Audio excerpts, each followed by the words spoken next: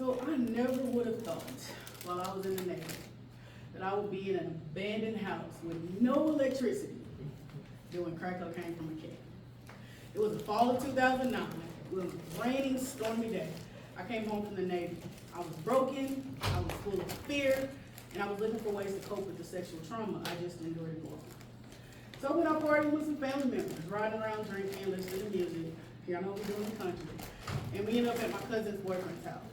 So my cousin's boyfriend, and my aunt were all in the kitchen doing something on a can, and I can remember so vividly seeing this constant flickering of a light. Now I was already thinking that I wanted to stop being in the pain that I was in. So I had the audacity to ask my aunt, "What's that?" And my aunt replied, "Baby, this is crack cocaine." And the way she introduced me to it was if I was being introduced to a person. So I took the can, I put it up to my nose because I didn't know what I was doing. And my cousin's boyfriend corrected me and put it up to my mouth. And as I sucked on that can for the very first hit of it, all my cares went away. I was finally numb. But no matter how hard I chased that high after that, I never got it again. Know what you mean. And I didn't know the danger that was waiting for me while I did. See, everybody in here got a story just like that, right? Something similar, maybe something dealing with drug addiction, something dealing with alcoholism, something dealing with mental health. So today we're going to talk about 7 principles to overcoming challenges and building resilience. Now, we hear the word resilience all the time, right? Anybody got a definition of it? What is resilience? Being able to overcome challenges, persevering. Okay. So resilience is the ability to bounce back after things get tough, right? Ability to come back when things get tough. So what happens when we don't have the motivation for it? Because sometimes when we wake up, we don't want to go to work. We don't want to do nothing. Where do we get that motivation from? It don't just come out of thin air, right? Right? That's where discipline comes in, right? That's the difference between having motivation and having discipline. If we discipline ourselves, right, to have a steady routine, let me tell you, because every day we don't always want to do the things that we have to do. So we have to discipline ourselves, not just as peers, but as people in our personal life for personal growth, right? So who am I? My name is Kimberly Clark. I'm a peer specialist for LDH. I'm a professional speaker who speaks to young people about overcoming adversity and avoiding substance use, enabling them to practice emotional intelligence. So I grew up in a loving family. I grew up being bullied and talked about, and I didn't like who I was. I didn't like myself. I had extremely low self-esteem. I did not know how to set boundaries. I didn't know how to say no, right? And so that led on into like my teenage years. And I'm a country girl, right? I live in Castro, Louisiana. We got a population of about 500 people, okay? So I grew up there, and then my sophomore year of school, we moved to the city, moved to Shreveport. Y'all know what Shreveport is? Okay. So listen, y'all, country girl going to Shreveport. I'm thinking like all that mess that I experienced in Castor, somebody had to like me in Shreveport, right? It was gonna be completely different. I was gonna be popular. I was gonna be this, I was gonna be that. Y'all, I got Shreveport, same thing. Same thing. Bully. Talked about, right? All those different things. And so I internalized all that mess. I internalized it. But I suppressed it, right? And so my mother, she got sick my junior year of high school. And at one point they told her she had 2 weeks to live. And so she made it past that 2 weeks, and I was back and forth to Houston, Texas, to St. Luke's every weekend, right, to go see her. And she ended up getting a heart my senior year of high school, and she was my graduation present. Wow. Yeah. Absolutely. Yes. And so after that, y'all, like I was on the debate team in high school, and I had a scholarship for debate. And so I was gonna go to ULM. Then I talked to this doggone recruiter, right? Recruiters, listen, they lie. I'm just saying right now. They lie. And so I'm like, man, okay, I get to travel the world. I get to go to school. You know, I'm serving my country. I'm wearing this bad uniform at the same time, man. Like, come on. Who would say yes, right? And so I went to the Navy. I stopped, oh, who laughing? One of y'all must be Army. Yeah. I know it. I get on down right here. I can sense when I got that Army hate in the room. It wasn't me. I started it. Oh, man. That's what's up. So, yeah, I went to basic training in Chicago, y'all. Like, me going back and visiting my mother, I had to quit playing basketball and running track, so I gained a lot of weight. I gained like maybe 45 pounds. And so I was working on Long John Silver's too, y'all. Right? And so, yes, it did. So I had to lose all that weight, but I did it. You know, every time we're working out, literally seemed like every minute of every day, right? And every time it was time for chow, I would always eat salads, right? And so I did the work to get to the accomplishment that I really wanted to get to. And so I graduated, got orders to Guam. A country girl like me going to live on a tropical island. Wow. Oh my goodness. It was exciting. So I went home on leave for like 2 weeks before that. And I must have worn my uniforms every day for those 2 weeks. I was proud. I was proud of my accomplishment. You know, and I felt pretty bad wearing it too. Yeah. You know? So after those 2 weeks, I went to Guam and I saw my ship for the first time. It was so massive. And it was majestic to me. So I love my ship. I love the Navy. I love my job. I loved all of it until the unthinkable happened, right?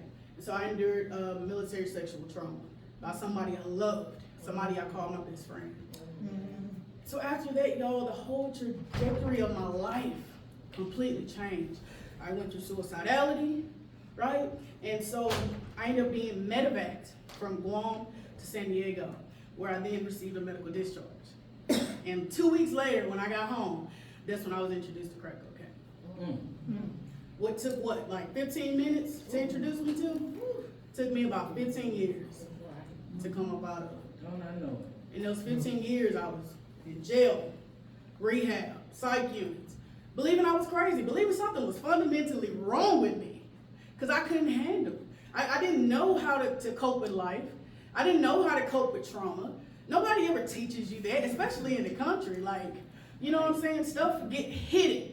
What happens in the family stays in the family type stuff. You know what I'm saying? And so I did not know how to deal with trauma. So my question to you today is, how do you cope? How do you cope? Do you do physical activity? Do you call somebody? I know in AA they say the phone is like the heaviest thing to pick up sometimes. What do you do? What do you do to cope? What is your discipline? What is your discipline? Principle 1. So what's the solution?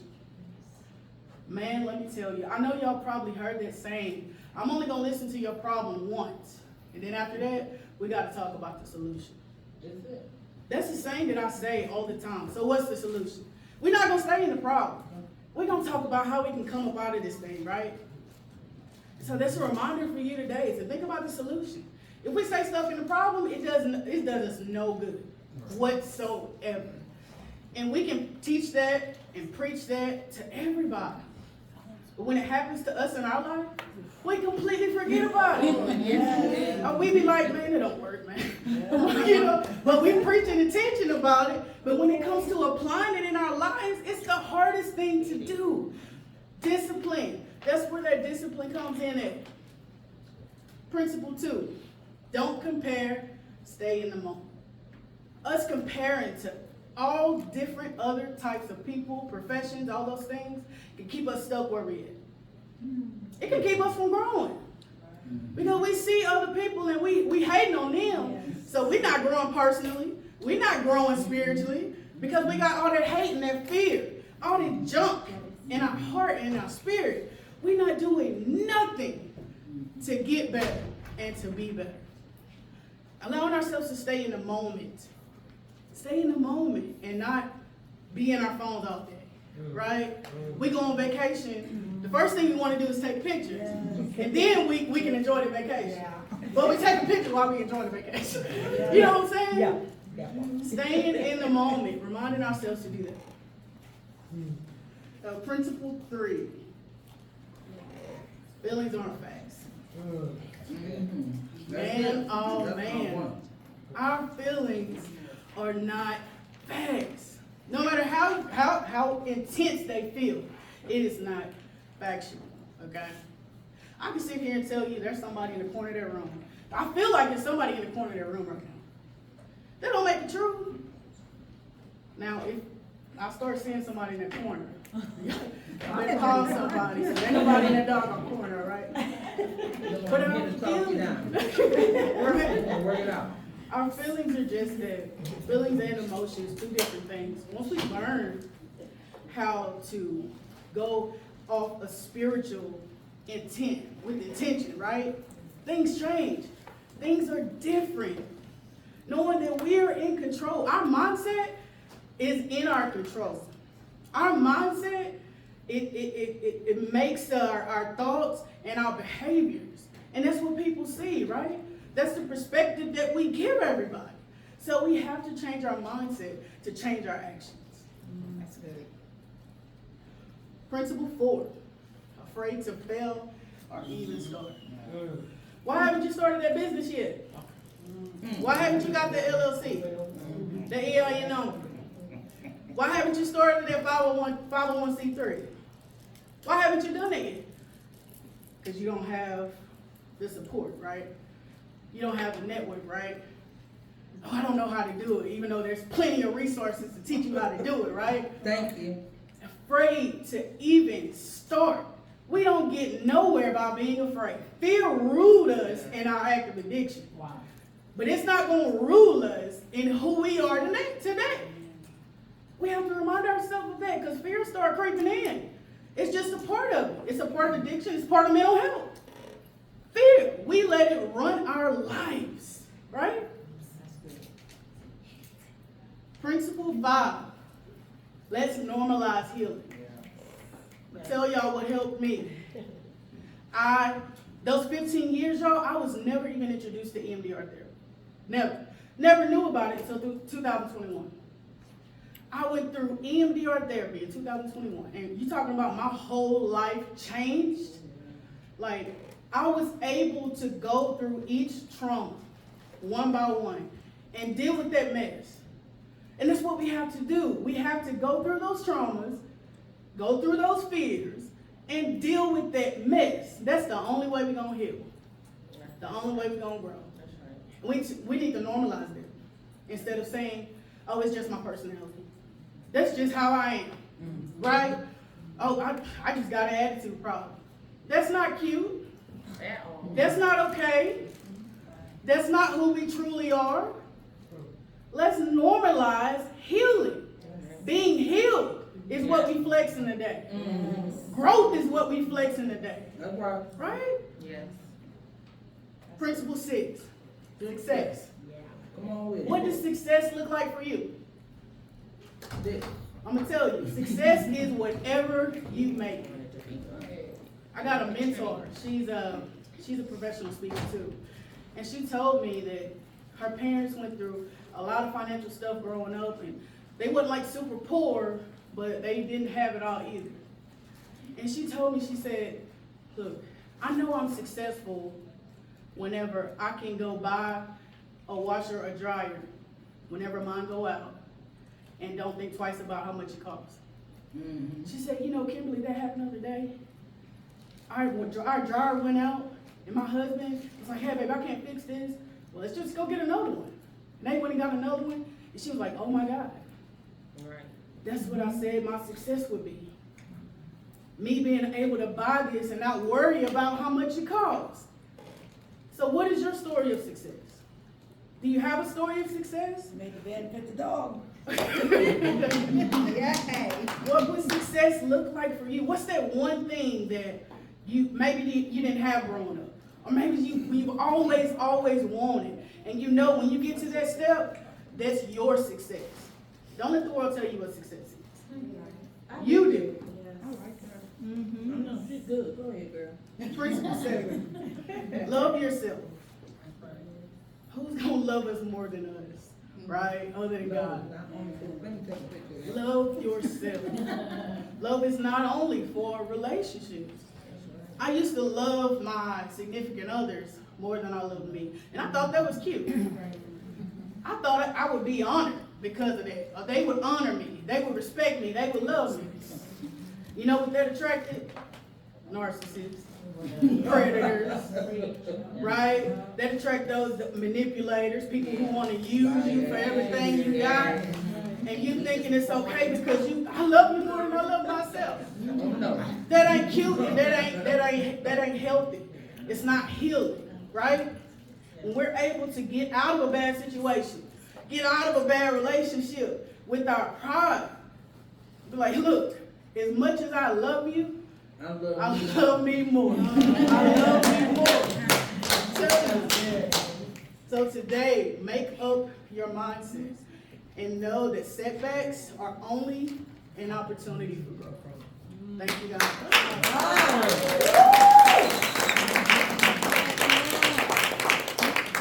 Don't change their head. Wait. Don't you stand up? Okay. Hold on, Kim, yeah, leave that right there. Wait a minute. I'm gonna have a speaking event. Let me see. Hold on. Where my camera at? Talk to Take the picture of Curtis and to me. Oh, sorry, that's pointed the wrong way. You got it? I don't think the next speaker is till I ain't lying. Fireworks. Barrow. Yes. No. That was good. Do you have the Thank sign? you so much. Thank you. So much power. She just needs to email. Is there another speaker over there? Let's go again. What? Don't judge me, okay? I'm always working. Don't judge me.